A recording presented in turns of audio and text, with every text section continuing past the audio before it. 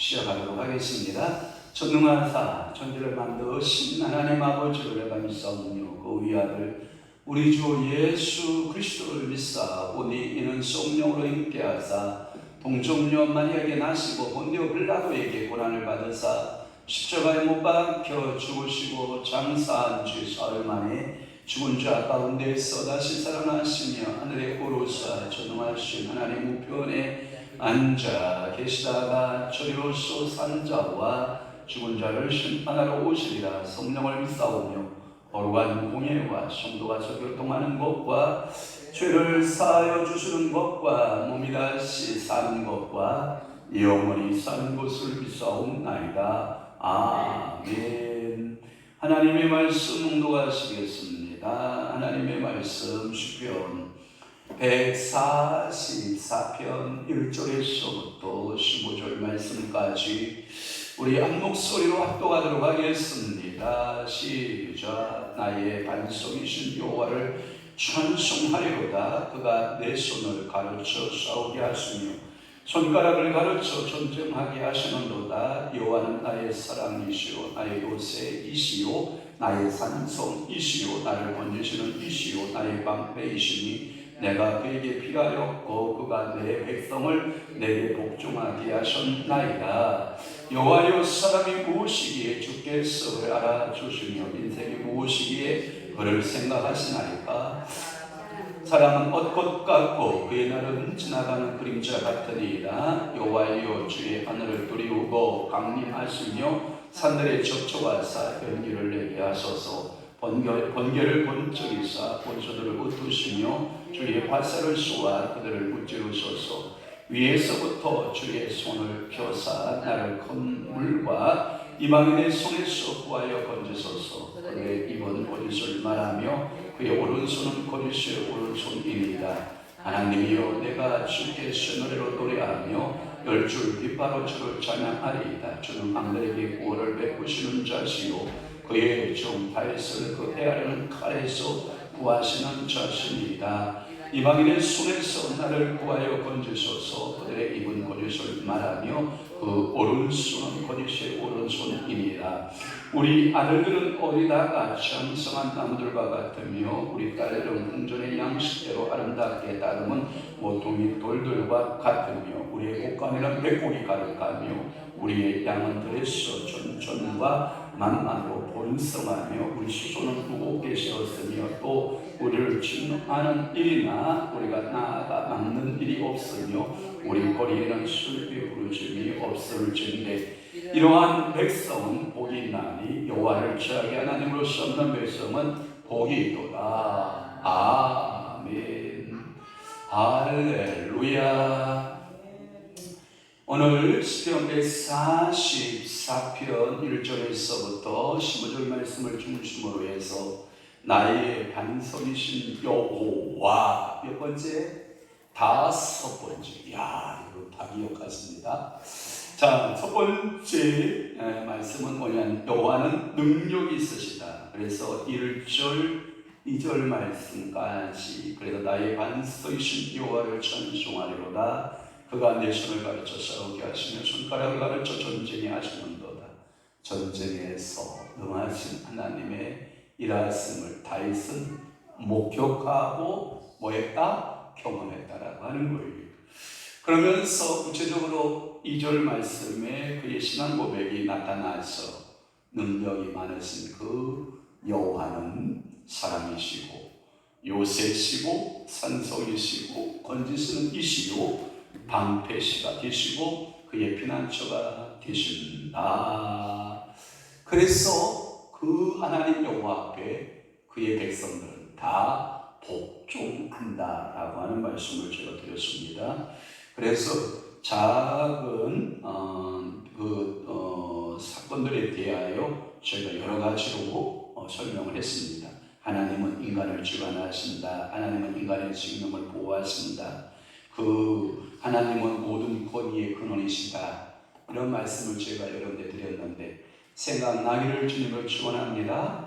두 번째가 뭐냐? 인간의 나약한 모습이 있다라고 하는 거예요. 그래서 3절 4절에 보면 여호와여 전능하신 여호와여 반석이 주신 여호와여 사람이 무엇이기에 주께서 그를 알아주시며 인생이 무엇이기에 그를 생각하시나이까. 사람은 뭐 같고 헛것 같고 그의 날은 지나가는 그림자 같으니이다. 3절 4절을 중심해서 나약한 인간의 모습에 대해서 설명을 드렸습니다. 그러면서 인생은 허무하다, 헛것 같고 할 때 이 헛것 순과 같고, 그러니까 알아요? 모르죠. 오늘 여러분 저녁 시간에 2층에 올라가서 식사하러 올라가는데 호흡 몇 번 한지 알아요? 모르죠. 내려올 때 호흡 몇 번 한지 알아요? 모르죠. 그와 같이 있는 것 같지만 없는 존재, 헛것 같은 순과 같은 존재, 이렇게 말씀하고 있는 거죠. 그래서 두 번째는 뭐냐면 인생은 변천한다라고 하는 거예요. 그래서 해에 따라서 그림자가 변천한다 안 한다? 한다. 그래도 정오의 때에 내 그림자는 가장 작지만 해 동떨 때 그림자가 멀리 있고 해가 질 때 서쪽에서 내 그림자가 멀리 있듯이 그림자의 변화가 하는 것처럼 우리 인생은 변천을 하게 된다라고 하는 거예요. 세 번째 말씀은 무슨 말씀을 드렸냐면 5절에서부터 11절 말씀까지 성도의 간절한 기도가 있다라고 하는 거예요. 그러면 성도의 기도는 언제 간절해지냐? 첫째, 대적을 만날 때다. 생각나십니까? 그래서 대적을 만나면 기도가 뭐하다? 간절해진다. 간절한 기도는 하나님의 능력을 이끌어낸다. 생각나시기를 바랍니다. 간절한 기도는 누구의 능력을 이끌어내요? 하나님의 능력을, 여호와의 능력을 이끌어내요. 세 번째는 뭐냐? 철저한 하나님의 능력의 모습을 볼 수 있다. 6절, 그들을 무찌르시고 저희들을 파쓰는 권세의 모습이 나타난다. 네 번째는 다윗의 결심이 있다라고 하는 말씀을 드렸습니다. 그러기에 다윗은 주께 새 노래로 매일같이 노래를 부른다. 항상 하나님 아버지 앞에 노래를 부르는 인생으로 살겠다라고 하는 말씀이에요. 왜? 이방인의 손에서 또는 큰 물에서 우리를 구원해 주시는 그 하나님 앞에 비파를 사용할 때 몇 줄 비파? 할렐루야, 10줄 비파, 10줄 대판입니다. 우산에 올라가면 여러분 대파 심어놨는데 10줄 쪽파도 아닙니다. 10줄 뭐로? 비파로. 그러니까 여러분 하나님 앞에 찬양하는. 그래서 비파 중에 10줄 비파 쓰는 사람이 많다 많지 않다? 많지 않다. 그런데 다윗은 특별히 제작한 10줄 비파로 하나님을 새 노래로 노래한다. 그런 말씀을 드렸고요. 또 다윗의 수금 타는 이야기 제가 했죠. 사울 왕이 악신에 들렸을 때 무엇 할 때? 수금 탈 때. 악신은 어떻게 했다? 떠나간다. 여러분들 새 노래로 여호와 앞에 찬양하고 여호와 앞에 여러분들이 노래 부를 때 성령은 춤추어 일하시고 악신들은 떠나가고, 아멘. 하나님의 능력은 풀어지고 여러분들의 무능력 가운데 성령이 사로잡아서 무능력이 능력이 되고, 아멘. 권능이 되는 축복이 되는 역사가 여러분들의 심령 가운데 펼쳐지기를 주님을 축원합니다. 그래서 그는 이방인의 손에서 항상 구원하신 그 하나님 앞에 노래하는 삶을 나는 결심합니다. 나는 찬양하겠나이다. 나는 노래합니다. 아무리 어려운 극한 상황이 와도 나는 뭐한다? 노래한다. 새 노래로 여호와를 뭐한다? 노래한다. 할렐루야. 이와야 미안해. 그래서 미안해. 근데 안 놀랬다? 그래, 이와 사랑해요. 놀라지 마요. 자, 마지막으로 네 번째, 성도들의 복된 가정들의 모습을 하나님 아버지 앞에 노래하고 있는 것을 볼 수 있어요. 그래서 12절에서부터 14절 말씀까지가 이 복된 가정의 모습이에요. 여러분, 제가 이 모습을 보면서 얼마나 마음이 흥분됐는지 몰라요.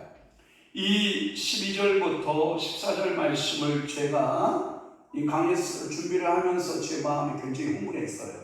여러분들도 함께 성령께서 흥분케 하심을 따라 여러분들이 흥분되기를 바랍니다. 그리고 여러분들이 12절부터 14절 말씀에 오늘 김효신 목사님 가정을 위한 기도 제목 올렸는데 12절부터 14절 말씀을 특별히 우리 김효신 목사님 아예 암송해 버리세요. 그러니까 내일 아니죠. 다음 주 수요일 날 김효신 목사님 일어나십시오. 시편 144편 12절부터 14절까지 암송하시겠습니다. 그러면 목사 김효신 하고 우리 아들들은 어리다가 장성한 나무들과 같으며 우리 딸들은 궁전의 양식대로 아름답게 다듬은 돈잎돌 같으며 우리 고가리는 백국이 가득하며 우리 양은 들에서 천천과 만만으로 번성하며 우리 수소는 무겁게 실었으며 또 우리를 충동하는 일이나 우리 나아가 맞는 일이 없으며 우리 거리에는 슬피 부르짖음이 없을지는데 아멘. 이게 복된 가정의 모습들이에요. 거기에 보면 아들들은 뭐한다? 잘한다. 아들들은 장성한 뭐예요? 나무들과 같다. 그러니까 여러분 이 어린 나무를 심으면 장성한 나무. 여러분 참 여러분들이 인내심이 참 부족한 것 같아요. 뭐냐? 딸기 목사님이 심으면 내년 봄이면 주렁주렁 열어 먹거든요. 아이고 목사님 내년은 언제 기다려요? 금방 내년 옵니다. 여러분 내년 금방 와요. 여러분 금방 자랍니다. 여러분들이 심어진 나무들의 모습을 보면요 어리다가 금방 장성한 나무가 돼요. 제가 우리 시골 동네에 가면 뒷동산에서 놀고 그 소나무 베어서 여러분 스케이트 만들고 소나무 베어서 팽이 만들고 그랬던 나무가요 참 지금 그 나무들을 보니까 그냥 자연 상태를 이렇게 내버려 놔뒀으면 명품 소나무가 안 될 건데 제가 이쪽 잘라서 쓰고 저쪽 잘라서 쓰고 그러니까 그 나무들이 이리 구부러지고 저리 구부러지고 막 이게 소나무가 명품이 되는 거야.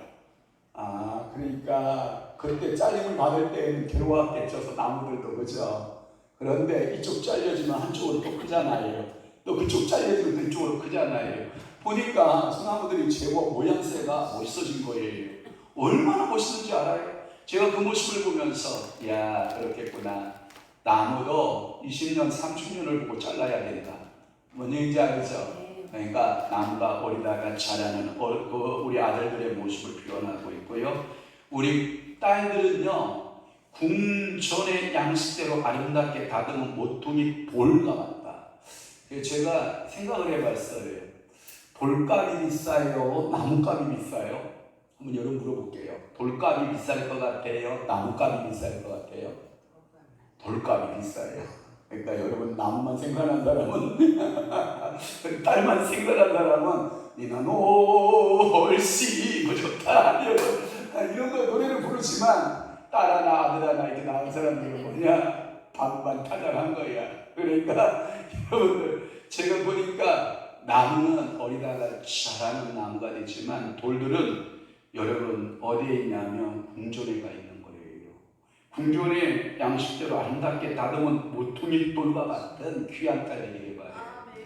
딸을 둔 여러분, 딸을 둔 손자를 둔 여러분들은 근소리로 아멘. 언젠가 우리 예수 목사 저한테 이랬거든요. 손녀가 나왔어요. 근데 제 마음이 좀 섭섭해요. 왜요? 고추다리도 안 나와서 아들이 안 돼서 서운한. 아이고 목사님, 확실히 목사님은 고전적 목사님이시다. 고전적 목사님은 아들 그러지만 요즘은 누가 아들을 뭐 그렇게 선호하는 시대는 아니잖아요. 딸들은 대박이에요. 아멘. 유아야, 그대가 대박이네요. 그대가 사랑받은. 그래서 유아는 궁전의 양식대로 다듬어진 아름답게 다듬어진 모퉁이 돌과 같은 딸이기를 축원합니다. 그러니까 이 나무는 어리다가 자람을 상징하고 아들은 자란다는 표현을 쓰고 딸들은 다듬는다는 표현을 썼어요. 그래서 그렇겠구나. 엄마 아빠의 손에 의해서 딸들은 다듬어져야 된다라고 하는 표현을 썼어요. 우리 한 사람이 우리의 딸들을 이렇게 보면 자연산으로 그냥 키우거든요. 우리 아이들은 눈 하나 손댄 본 적이 없고 입술 하나 우리 손대본 적이 없고 그냥 자연산 그대로. 손 댔어요? 혹시 저 몰래 제 몰래 뭘 했나 싶어서 물어보는 거예요. 그런 적 없구나. 이게 자연산인 거예요. 그대로 그러나 다듬어야 될 건 있죠. 성품을 다듬어야죠. 인성을 다듬어야죠. 더 중요한 게 뭔지 알아요? 감성지수, 감성을 다듬어야죠. 더 중요한 게 뭔지 알아요? 영성을 다듬어야죠. 여러분, 여성 중에서 영성으로 잘 다듬은 여인은요, 잠언서의 말씀에 보면 진주보다 뭐하다? 귀하다. 여러분, 이 진주보다 아름다운 여인의 모습을 보면요, 참 기분이 좋아져요. 그의 남편은 그 여인만 보면 뭐가 나올까요? 웃음이 나와요. 그러나 이 인성이 안 다듬어지고 영성이 안 다듬어주는 그 다듬지 아니한 그걸 보고 뭐라고 그러냐면 야생마 같은 여자 알아요? 길들여지지 않는 야생마 같은 여자를 만나면요, 대책 안 쓰죠. 정말 대책 안 쓰죠.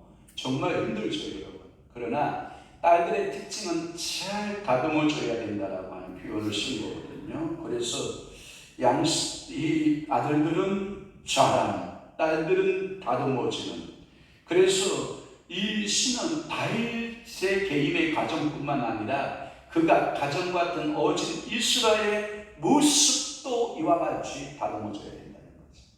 그러니까 오늘 여러분의 영성이 성령님 앞에서 그냥 자연산으로 있는 게 좋아요? 다듬어지는 게 좋아요? 다듬어지는 게 좋아요.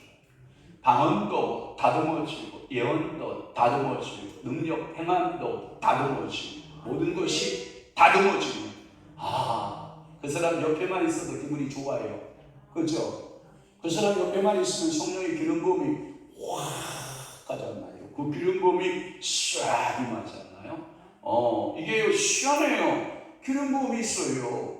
여러분들이 불사역자 옆에 있으면 그래서 불 뺏길까봐 저 뒤에 혼자 남아있잖아요. 내가 너에게 불을 주겠냐? 내가 마당바에 가서 어떻게 내가 불을 채우고 성령의 기름을 불을 채우고 왔는데 내가 너희한테 쏟아놓을 수 있느냐? 밥값은 해야 될 거 아니에요. 안 먹은 값은 쏟아놓아야 될 거 아니에요. 그러니까 내가 밥값만큼은 쏟아놔도 더 이상은 못 쏟아놓는다. 그럼 저 뒤에 가서 지금 버티고 쉬 중이에요. 쉬 중. 그러니까 여러분들이 불사역자 옆에 있으면 진짜 기분 좋거든요. 불사역자 옆에서 밥 먹으면요 너무 좋거든요. 불사역자 옆에 있으면요 그냥 좋은 거거든요. 사랑하는 성도 여러분, 여러분들이 그런 사람들이기를 축원합니다. 여러분들의 자녀들이 여러분들 옆에 있으면 그저 행복하고, 여러분들의 삶 옆에 있으면 그저 행복할 수 있는 그러한 성도가 된다면 얼마나 여러분 행복한지, 참으로 주 안에서 행복한 그리스도인의 삶이라 저는 그렇게 생각이 되거든요. 그래서 여러분 복되고 행복한 가정의 상태를 설명하는 거예요. 그래서 첫 번째가 뭐냐? 가정에 행복이 있어야 돼요. 여러분 크로바 잎을 여러분 아세요? 크로바 잎은 3개가 정상이에요? 4개가 정상이에요? 자, 3개가 정상이에요. 3개가 정상인데 크로바 잎 3개가 상징하는 게 뭔가요? 행복이에요. 행복이에요. 그러면 크로바 4개의 상징, 입의 상징은 뭘까요? 행운이에요. 여러분 행운을 바라지 마세요. 제가 어떤 책을 읽다가 크로바 입에 대한 이야기를 했어요. 뭔 이야기냐면 보편적 행복을 최고로 여겨야 되는데 기형적으로 발달되어진 사람들은 크로바의 4개의 입을 찾듯이 행운을 찾아가는다는 거예요. 행운을 찾는 것은 여러분 그렇게 쉬운 일이 아니에요. 크로바 4입 여러분들 찾기 쉽던가요? 그러나 크로바 3입은 보편적으로, 크로바 여러분 잘 알고 있는 그곳에는 3입이 보편적이잖아요. 그러면 우리 주변에 모든 솔솔한 것이 다 행복이에요. 이 예배 드림이 행복, 오늘 저녁 함께 먹음이 행복, 서로 대화를 나눔이 행복, 우리가 이따가 인체수로 들어가는 것 자체도 행복, 모든 것이 행복. 삶에 있어 행복. 여러분들이 어떤 여인이 내가 어떤 여인을 만나서 내가 그 여인을 통해서 행운을 찾으려고 하지 마세요. 그 여인 속에서 행복을 찾으세요. 그 어떤 남자에게서 행운을 찾지 마시고 그 남자가 키가 크든 작든 어떤 형태를 가졌던 그 남편 속에서 그 남자 속에서 행복을 찾으세요. 성경은 행복을 말하지 행운을 말하지 않기 때문에 그래요. 다윗도 행복한 가정을 복된 가정에 대한 꿈을 가졌지 행운적인 가정에 대한 꿈을 갖고 있지는 않았다라고 하는 것이 그의 삶의 특징이기 때문에 그래요. 동양의 관습에서 볼 때에는 많은 자녀들이 행복의 근거가 됩니다. 여러분, 근동 팔레스타인 지방에서도 이 다산이라고 하는 것은 엄청난 축복인 것입니다. 이곳에서 시편 기자는 우리의 아들들이라고 했지 우리의 아들 단수를 쓰고 있지 않다라고 하는 거예요. 또 하나 시인은 다윗은 딸들에 대해서 우리 딸들이라는 단어를 썼지 우리 딸은 단수를 쓰지 않았다라고 하는 거예요. 그러면 요즘에 젊은이들의 생각을 우리는 성경적으로 바꿔야 할 책임이 있어요. 요즘 젊은이들 개념은 이런 거예요. 아예 아들, 딸 개념조차 없어요. 둘이 살다가 인조이하고 살다가 서로 즐기고 살다가 자녀 없이 인생 살다가 그렇게 살아갈 수 있다가 답이에요. 그걸 보고 우리는 무슨 족이라고 그래요? 딩크족. 들어보셨어요? 전혀 관심 없어요. 자녀를 왜 생산해야 되냐는 거예요. 우리의 둘만의 행복을 찾아가기도 둘만의 사랑을 찾아가기도 힘든 시간 내에 왜 자녀를 생산해서 그 많은 시간과 그 많은 에너지와 그 많은 물질들을 그 자녀에게 쏟아부어야 되느냐. 그것을 우리 둘만을 위해서 쓰자. 이렇게 주장하고 있는 딩크족들이 우리 주변에 존재한다 한다라고 하는 거예요. 성경에 분명히 말씀합니다. 저는 그런 설교할 자격은 없습니다만 저는 사실 많은 자녀들을 우리가 2명을 낳기 위해서 그렇게 디자인한 건 아니었고 우리 사모가 많은 자녀를 유산했기 때문에 그 유산의 결과로 남은 자녀가 2뿐이었지 생긴 자녀는 5이나 있었거든요. 그러니까 셋은 유산을 했거든요.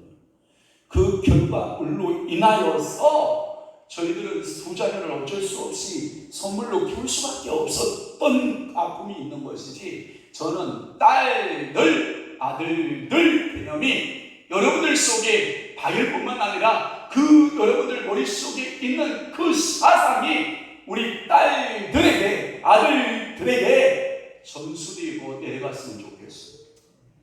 요즘 시대에 아들 하나 개념 딸 하나 개념 아니 아들 딸 둘 개념 아니면 아들 셋을 낳을 수 있다라고 하는 것은 엄청난 축복인데 이번 우리 주변에 셋을 가진 가정을 찾아보기가 매우 힘들다라고 하는 거예요. 성경은 우리의 아들들, 우리의 딸들을 언급하고 있다라고 하는 거예요. 다른 나라에서는 일반적으로 딸들이 아들만큼 대접을 받지 못하죠. 그래서 우리나라의 사고 가운데 남존, 여비 이 사상이 우리 유기적 사상이잖아요. 남자는 뭐하고 천비야, 여자는 뭐예요? 천하다. 우리 누나가 둘째 누나가 있어요. 그분은 저한테 왼수 우리 어머니로부터 네가 내 밑에 아들로 태어났기 때문에 내가 받아야 할 사람들을 전부 네가 다 받아서 나는 항상 피해자였다. 아들의 그림자에 감추어져서 나는 항상 사랑을 받지 못한 존재였다라고 하는 이 피해망상, 피해의식 같은 게 있어요. 제가 그래서 누나 그러지 마. 누나도 사랑받고 자랐어. 아빠가 누나만 보면 얼마나 사랑하는 줄 알아? 그건 아빠 사랑이고 엄마 사랑을 내가 못 받았다라고 하는 것이지. 정말 누나 싸가지 없다. 엄마가 누나를 얼마나 사랑하는지 알아? 그러면 야 그런 말 하지도 마라. 내가 그들이 죽어도 내가 가나봐라. 막 이렇게 막 독소를 퍼붓기 시작을 해요. 그러면 제가 그러죠. 그러지 마. 그거 노인네가 살면 얼마나 산다고. 당신 곁에서 숨쉬고 쌕쌕거리고 돌아다니는 것 자체도 감사할 일이지. 왜 그 노인 어르신에 대해서 어렸을 적의 그 상처에 대한 이야기들을 그렇게 독설적으로 쏟아내느냐 이거잖아요. 한 예를 들어 보면 이런 거예요. 별것도 아니에요. 어렸을 때 여러분 우리 이게 시골에 화장실이 본체에 같이 붙어 있는 집 없죠. 대부분 화장실이 따로 뒷간이라고 해서 지금 한 모퉁이 뒤통에 여러분 화장실이 이렇게 있잖아요. 그죠? 맞죠? 그러면 천사가 말고 갑자기 시가 마리고 오줌이 수변이 마리잖아요. 그죠? 그러면 엄마를 깨운단 말이에요. 엄마 시 마래요. 그러면 이 집에야 혼자 갔다 와. 우리 어머니가 남성 기질이 많잖아요. 그러면 징징 짜다가 누구를 깨우냐면 아빠한테 가서 아빠 신말이에요. 그러면 아이고 우리 춘실이거든요. 우리 춘실이가 신말이에요. 그래요. 아빠하고 가요. 아빠하고 아빠 손주하고 화장실 왔다 갔다 한 경험이 머릿속에 아빠에 대한 사랑은 있는데 우리 엄마는 한 번도 자기를 화장실에 데려간 적이 있다 없다? 없다. 그거 서운한 거예요. 그게 서운할 일인가요? 제가 그랬어요. 누나 그러지 마. 나는 엄마 손잡고 한 번도 화장실 가본 적도 없고 미안해. 누나는 아빠 손이라도 잡고 화장실을 갔는지 모르지만 나는 아빠 손 한 번 잡고 화장실 가본 적이 없어.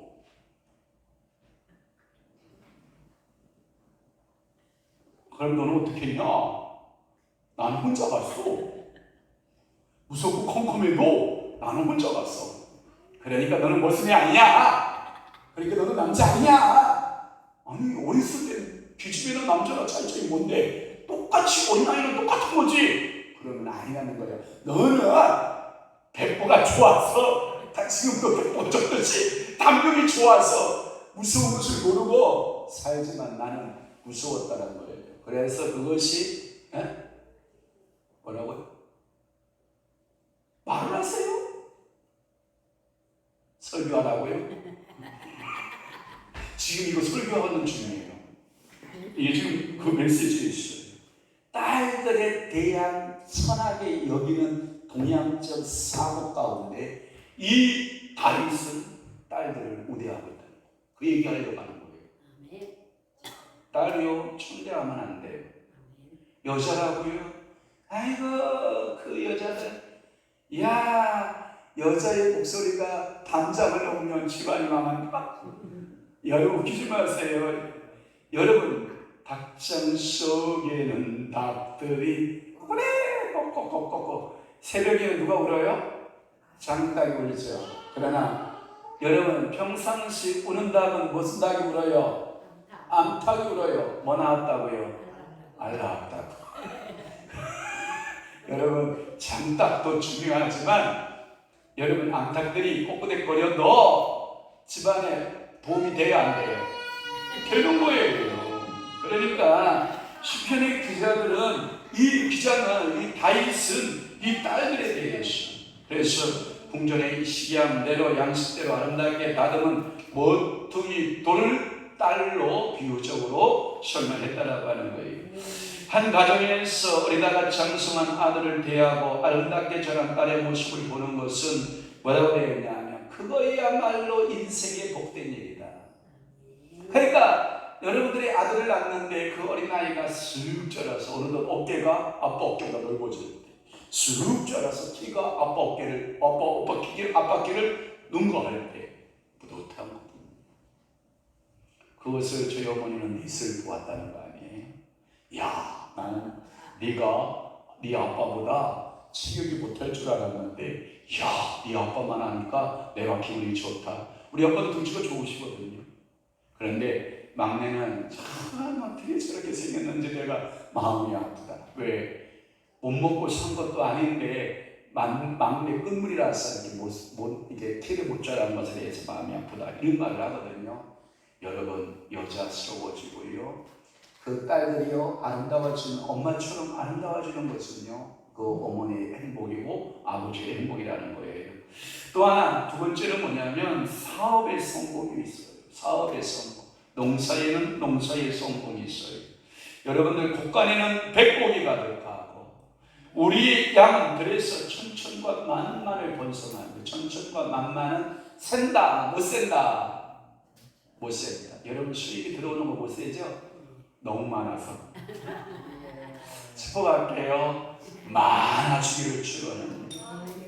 여러분들이 정말 여러분들이 너무 많아서 천천과 만만이 되기를 바라요.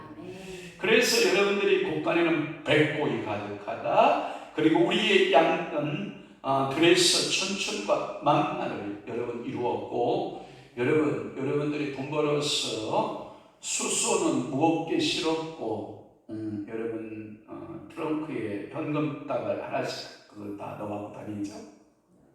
아멘해요. 저기 뒤에서 어떤 분 땡기잖아요. 땡기잖아요. 여러분 제가 아는 어떤 분은요, 부부가 이렇게 어떤 사업을 했는데 돈이 너무 많아요. 돈 냄새가 아주 코를 찔러요. 그래서 돈을 서로 쓰라고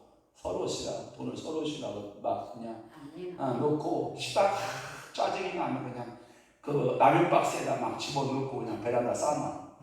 아마 이게 얼마 있는지를 몰라. 여러분 그렇게 수입 들어와 봤어요? 여러분? 예?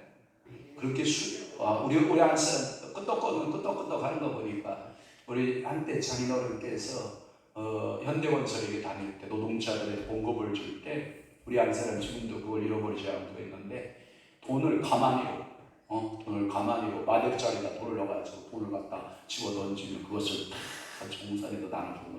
그거 말하는 것이 그 전에 돈 아니야. 다 담아줄 돈이었어. 수입을 말하는 거예요. 수입도 많았어. 그래요. 할렐루야. 그렇게 살기를 축원합니다. 아버지 닮아서 그렇게 풍족하게 살기를 축원합니다. 여러분들이 이렇게 물권의 축복을 좀 받아요. 행복한 가정들은 물권의 축복을 좀 받으시라고 해요. 그래서 사업에 성공이 있어서 여러분들이 유목생활에도 많은 그 사업의 성공이 있고 농사를 짓는 데는 농사의 성공이 있고 그래서 거기에 보면 우리 소수는 무겁게 실었으면 또 우리를 충노하는 일이나 우리가 나아가 막는 일이 없으며 우리 거리는 슬피 부르짖음이 없을진데 이 말은 뭐냐면 대적들의 침입이 있다 없다? 없다. 다윗이 자기 나라가 그렇게 부강한 나라가 되고 대적들의 침입이 없는 나라 얼마나 평화로운 나라예요. 여러분 이런 가정 한번 꿈꿔봐요. 여러분들이 이 꿈을 여러분들의 자손에게 물려주시기를 바라요. 이 비전을 여러분들의 가정에 그대로 이루어지기를 바라요. 그래서 우리의 곳간에 백곡이라는 말 한번 물어볼게요. 자, 여러분 지금 곡석 이름 아는 대로 한 번씩 불러봐요. 몇 가지는 알아볼게요. 자, 곡식 이름 대기 시작. 쌀, 보리, 콩, 밀, 팥, 귀리, 옥수수, 고구마, 감자. 지금 9개밖에 못했어. 땅콩. 여러분 봐요. 여기서 지금 우리가 여러분들이 이 곡식을 세라고 그러니까 10개도 못 써서 버벅거리잖아요. 그런데 여러분들의 창고에 100곡이 가득하다. 100가지 이상이. 얼마나 농사를 잘 지었으면 100곡이 가득한 거예요. 100곡. 이야, 여러분들에게 100곡이 가득한 축복이 있기를 바라요. 그러면서 가축은 천천과 만을 이루고 그리고 14절 끝부분에 보면 슬피 부르짖음이 없을진대라는 표현을 썼는데 이 내용은 전쟁이 없는 나라. 우리나라에 전쟁이 있으면 돼야 안 돼요? 안 됐어. 전쟁을 끝내는 나라. 다윗 시대의 전쟁을 뭐 했을까요? 완전히 끝냈거든요. 다윗 시대의 전쟁이 완전히 끝나고 평화의 시대가 도래하고, 그래서 이러한 나라의 사람들에게는 복 있는 백성이 된다. 마지막으로 다섯 번째는 뭐냐? 여호와 하나님이 유일한 복의 근원이시다라는 것을 드러내요. 그래서 15절 말씀에 보면 이러한 백성은 뭐가 있나니? 복이 있나니. 여러분의 복이 있기를 바랍니다. 여호와를 취하게 하나님으로 삼는 백성은 뭐가 있다? 복이 있다. 복의 내용은 뭐다? 하나님이 내 하나님 되는 거예요. 그리고 하나님의 백성이 되는 거예요. 이것은요, 제가 구약 성경을 창세기에서부터 말라기까지 구약 성경을 읽으면 항상 이 싸움을 하고 계세요. 나는 너희 하나님이 될 거야. 너희는 내 백성이 될 거야. 이 사상이요, 구약 사상 속에서 쫙 비오르는 뭐와 같으냐면 강물줄 같아요. 강줄기에. 그러니까 하나님은 나의 하나님이 되어 쓰시고 나는 그의 백성이 된다. 이 사상이 여러분들에게 있으면 부족함이 있어요, 없어요? 없어요. 전혀 부족함을 느끼지 않아요. 그래서 여호와 하나님이 유일한 복의 근원이 되시고, 그래서 여호와는 자기 하나님으로 삼는 백성은 복이 있도다. 이 시의 뜻은 무엇이냐면, 역설적으로 말하면 여호와를 자기 하나님으로 삼지 않는 백성은 복이 없도다. 이렇게 번역도 가능하다는 거예요. 따라서 여호와께서 이곳에서 말하는 것은 복이 있는 자는 여호와를 자기 하나님으로 삼는 자라고, 복이 없는 자는 여호와를 자기 하나님으로 삼지 않는 사람이라는 거예요. 그러면 작은 첫 번째가 뭐냐? 우리는 반드시 하나님의 백성을 믿게. 다윗은 어느 곳에 가든지 여호와를 찾았다. 어느 곳에든지 나의 반석 되신 여호와 하나님을 항상 늘 신뢰했다고요. 그러니까 여러분들은 하나님, 자기의 의의 하나님, 나의 하나님, 또 하나 너희의 하나님, 이렇게 말할 수 있지만 여러분들은 항상 나의 하나님, 자기 하나님, 이렇게 여러분들이 고백할 수 있는 여러분 되시길 바랍니다. 두 번째는 뭐냐면, 우리는 반드시 하나님을 섬겨야 한다는 거예요. 하나님으로 여러분, 하나님으로 삼는 이라고 하는 단어를 다른 말로 번역하면, 이 삼는다라고 하는 뜻은 디는 이라는 뜻과 같대요. 삼는 이라는 말은 디는, 그러면 하나님으로 디는, 하나님의 백성으로 디는 이런 의미를 가지고 있는 거예요. 그러니까 이 자기 하나님이 되시는, 그래서 하나님의 백성이 되는 축복, 엄청나죠. 부족함이 없어요. 그러니까 다윗이, 여러분, 제가 여러분들 저번에 물어봤잖아요. 10편 23편 여호와는 나의 목자이시니 내게 부족함이 없으리로다. 다윗의 초년, 중년, 말년 다 잊어먹었어? 말년 살아본 거예요. 다윗은 여호와를 나의 목자로 삼고 일생을 살아본 결과 부족함이 있었다, 없었다? 없었다. 이렇게 노래하는 거예요. 또 하나, 마지막으로 작은 세 번째는 뭐냐? 그대는 하나님은 반드시 축복하신 하나님이죠. 복이 있도다. 여러분, 그 15절에 보면 복의 단어가 두 번 나와요.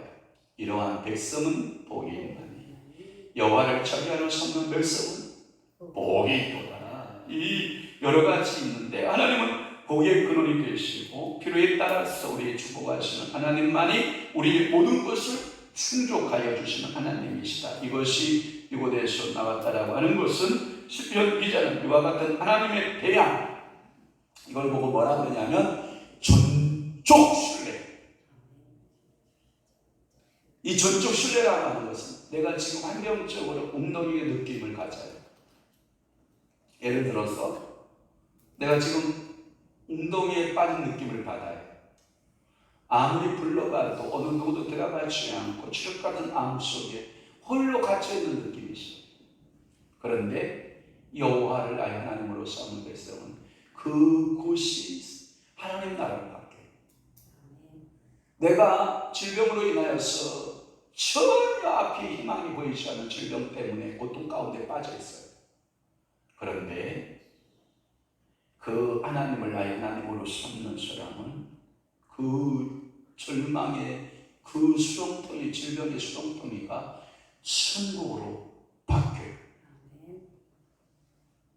오늘 여러분 이 땅의 것이 소유되지 못해서 빈털터리 같은 인생이라고 생각이 되는데, 여호와를 나의 하나님으로 삼는 자는 이 우주의 모든 주인 되신 그 my father, 나의 아버지, 나의 아빠, 우주 만물의 주인이신 나의 아빠, 그 아빠가 내 주인이시다면 그 아빠의 소유는 다 내게 기업으로 상속될 수 있다고 하는 것을 여러분들이 희망을 갖고, 오늘 다윗이 시편 144편에 나의 힘이 되신 여호와, 나의 반석이 되신 여호와, 나의 능력이 되신 여호와, 이 고백이 여러분들의 고백되기를 축원합니다. 그래서 제가 첫째, 둘째, 셋째, 넷째, 다섯 번째 시간에 이 144편이 여러분들의 영비에, 영적인 비에 새겨지고 잃어버리지 않냐 절망의 환경 속에서도 여러분들을 뻗떡뻗떡 일으키게 하는 말씀이 능력되고, 말씀이 권세가 되고, 말씀이 불이 되고, 영의 신비에 새기는 여러분의 시를 주님으로 축원합니다. 기도하겠습니다. 좋으신 하나님 아버지, 오늘도 나의 반석이신 여호와를 찬송합니다. 오늘도 우리가 144편 12절에서부터 15절 말씀을 중심으로 해서 행복한 가정의 모습과 복 있는 성도의 모습에 대하여 말씀들을 참고할 수 있는 귀한 은혜를 주시오니 감사합니다. 주여 영광을 받아 주옵소서. 주님, 어떠한 역사가 있을지라도 가정을 축복하시며 주께서 개입하시던 모든 것을 성취하셔서 감사드립니다. 김혜수 목사님 주님 앞에 물건드려 기도하오니 사랑하는 귀한 종을 주님께서 붙드시고 성령 충만케 하시고 믿음 역사 나타나게 하시고 새 생명의 능력이 그의 심령 가운데 꿈틀거리고 축복으로 나타나는 귀한 은혜가 임하게 도와주옵소서. 하나님께 감사합니다. 지혜, 명철, 총명 주세요. 김유아 주님 앞에 예물 드리오니 하나님이여, 사랑하는 딸을 주님께서 사랑하시고 주의 손으로 안아주시고 능력의 성령으로 기름 부으사 지혜, 지식, 명철, 총명의 영으로 기름 부으시고 그의 일생을 살아가는 동안에 나의 반석이신 여호와, 나의 능력이신 여호와가 그의 하나님이 되고 사랑하는 유하는 그의 백성이 되는 아름다운 축복을 허락하여 주옵소서. 전하순원사님 주님 앞에 11절 예물 드리오니 사랑하는 여종의 눈물 기도 주님께서 들으시고 피곤하지 않게 하시고 그의 다리를 튼튼하게 하시고 다리 아픈 증세가 예수의 이름을 따라, 예수의 이름을 따라, 예수의 이름을 따라 지어다. 오 홀리 시리 파이어, 오 홀리 시리 알라이라 파이어. 하나님 아버지여, 더 강건한 은혜와 믿음의 역사로 하나님께서 축복하셔서 깨끗하게 치유되는 귀한 기적도 이적도 표적도 바라보게 하시고 오늘도 물권이 임하되 시편 144편 13절의 축복과 14절의 축복이 그의 삶 가운데 펼쳐지게 하여 주옵소서. 사랑하는 김수호 1,000번째 예물 드리오니 하나님 아버지, 그 아들도 지혜, 지식, 명철, 총명의 영으로 함께 하시고 그 아들의 하나님이 되어주시고 시호는 그의 백성이 되며 하나님이 책임지는 인생이 될 수 있도록 우리 시호를 주님께서 사랑하시고 축복하시고 하나님이 복내려 주옵소서. 오늘도 이 예배에 함께 동참하는 사랑하는 주의 종들이 있나이다. 하나님께서 하늘 보고 여시고 놀랍도록 축복하시고 사랑하는 귀한 성도들 있나이다. 그 성도의 가정마다 삶마다 하나님의 놀라우신 역사하심이 넘쳐나게 은혜 베풀어 주시옵소서. 이제는 우리 주 예수 그리스도의 은혜와 하나님 아버지의 극진하신 사랑하심과 성령님의 감화, 교통, 내주, 이루 역사 충만하시니 오늘도 나의 반석이신 여호와, 나의 전능자이신 여호와만을 섬기고 그는 나의 하나님이 되고 나는 그의 백성 되어 일생을 승리자로 살아내기로 결심하는 사랑하는 귀한 수도를 심령 위에와 교회 위에 이제로부터 영원토록 함께 있을지어다. 아멘.